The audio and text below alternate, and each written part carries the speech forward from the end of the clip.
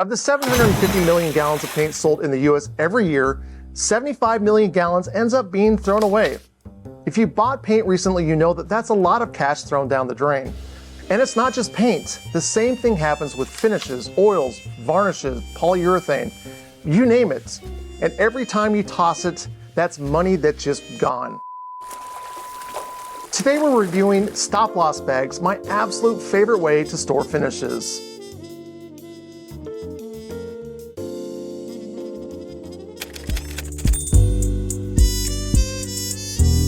These are the original bags I bought a couple years ago.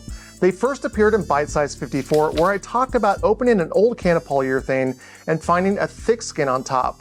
Completely ruined. Not surprisingly, paints and finishes do fine unopened, but it's when you break the seal that the clock starts ticking. Here's a chart showing the typical lifespan of paint and varnishes. Some finishes, like shellac, degrade no matter what you do. 3 years and it's done, but oil-based polyurethane? Unopened, it can last 10 to 15 years. Once opened, 1 to 3 years tops. Now you might think switching to spray cans would solve the problem, and in some ways it does. Spray poly lasts longer because it's sealed under pressure, keeping out air and oxidation, the two things that causes finish to harden in the first place. The moment you open up a can of paint or finish, oxygen floods in. Each time you open it, more air is introduced. The less finish that's left, the more air has permanently taken up space inside the can. A popular woodworking site explains it like this. For oil finishes, the presence of oxygen in the can degrades the finish. So remember to cover up the can as soon as you've decanted what you plan to use. They even suggest an old school fix. A technician at Sutherland Wells recommends adding clean, smooth stones into the finished can to reduce the volume of oxygen. That's a lot of stones that you need to keep in the shop just to save your finishes. And when it's time to empty the can, what a mess. Remember, I just started this with a half a jar of finish, but even at a half, I had to fill it all the way up to the top with rocks. And there's still an air bubble. And once I use even a little bit more finish, it won't matter how many stones I add to this. There's going to be air on top every time. And as far as layers, I'm losing finish to every single rock in here. There's no way around it. This antique method isn't just outdated, it's a disaster, a waste, and it creates more problems than it solves. There's also the idea of using inert gases. You blow a little bit of the chemical into the top before you seal the jar up. Use enough and that little can starts to feel like you're burning money just to save finish. There are a whole bunch of different things that we can do to try to fix the problem with a container like this, or instead of working with the container, we can actually replace it with something a little bit more fluid. Using the StopLoss bag removes all the air out of this. I don't have to worry about any air being inside of this when I'm done. So no more trying to patch this. This is a flawless system that keeps our finishes airtight. I don't do a lot of painting, but I do have some paint to store, so today we're gonna try them out together. Full disclosure, I bought my first batch of these with my own money on Amazon years ago, and I got a message on Instagram from the creator saying that they had this newer line and they wanted me to try it out. So I did get these free from the company, but I'm not getting paid anything to do this review. When you do buy yours, make sure that you buy the beginner set, which is gonna come with a funnel as well as this hook that you'll use to attach it to your tabletop. If you buy extra bags, you won't have either of these and you really need to have them to fill this up. The first thing that we'll do is take out this clip from the bag. It can be attached to any countertop, which is good for us, with just a single clamp. Once our clamp is on, this will slide right inside of the clip and then we can take off the top. But before we do this, we wanna make sure that we add a little bit of air inside of this to fill this up. That just makes it a little bit easier for us to pour this in later on. Now that I've got this back on, I can take my funnel out and then I can just set this right on the top. Just slides over the top really easily. It's a nice tight fit, so it's not gonna be spilling out the sides. I'll take my finish or paint and I'm just gonna fill it in the top.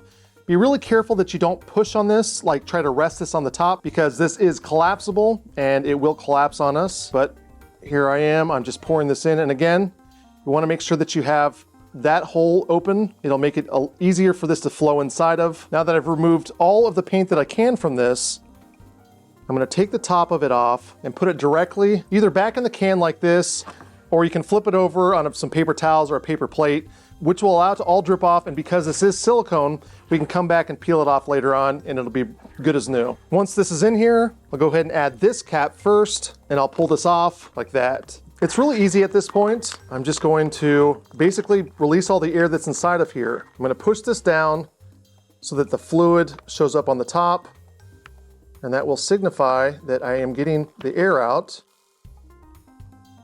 And once I think I've gotten all that air out, I put the second cap back on. And there we go. I've got my paint inside of here. I've taken all the air out, and I'm ready to store it. Just like that. Now, one thing I forgot to do is add the product details on the front, the date, maybe even some notes, but that's how this works. It's very easy, and it's very easy to store. I said I'm not getting paid to show you this, so let me show you why I believe in it. I've got the Danish oil container I poured into the StopLoss bag almost 3 years ago. I left a little in the original container because I wanted to compare it with future StopLoss bag results. I've been using the oil from this bag on most of my projects. You can see I'm almost at the bottom.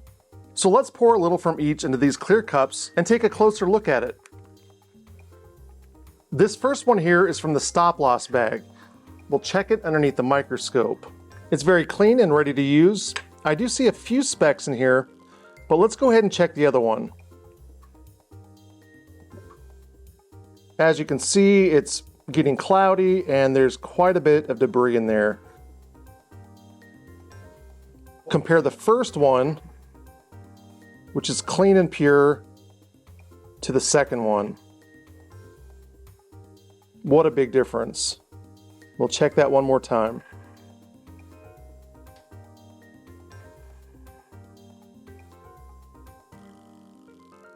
I'm showing you this because I really believe that this is what finishing containers should be. They're reusable, resealable, and if this bag is any indication, they'll last for many, many years. Here's how I use my stains and finishes. If I'm working with a small amount, I pour it into a silicone cup, or even a cupcake mold if I just need a little. Then I squeeze out any air from the bag and cap it off. If I need to pour directly onto a project, I just open it up, pour what I need, and seal it back up. If you're interested in protecting your finishes and making them last, I've got links in the description for both StopLoss bags and the Steward line. They'll take you right to Amazon. A huge thank you to my patrons for your support. You make videos like this possible. If you'd like to be part of the team, there's a link in the description. Thank you, friends, and remember to keep making things.